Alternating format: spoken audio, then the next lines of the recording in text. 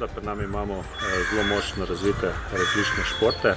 Veseli pa smo, da se zadnje leta razvija tudi seveda tenis v občini Brežice in seveda tenis je močno povezan tudi z našimi turističnimi subjekti, kot so Terme Čatež.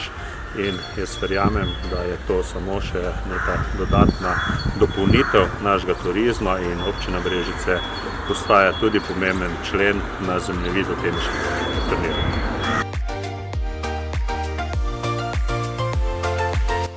Res je fajn nastopiti spet v Sloveniji pred domačim občinstvom na domačem turnirju, tokrat na malo manjšem turnirju, kot je v Portorožu. Danes pa z Ano Marijo odigrali dobro tekmo dvojic, premagali nekaj gladko nasprotnice. Probam jim pomagati z mojimi izkušnjami, da bo zrasla tudi v dvojice.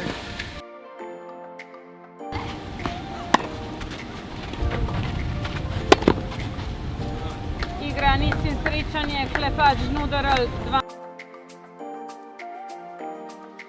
Za mene je to nekaj novega, da igram dvojice na turnirju, ki je pač pro.